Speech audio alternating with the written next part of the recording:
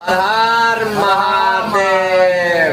मिथिलावासी निकल चुकल छी महादेव के दर्शन करवावे के लेल अपने सबके, जेना कि अपने सबके मालूम ये हम पहले सोमवारी के कहने चलूं जब मिथिला के 4 धाम के यात्रा अपने सब गोटे के करबैब, जेमे 3 धाम भ चुकल है, कुशेश्वर स्थान, कपिलेश्वर स्थान और उगना महादेव।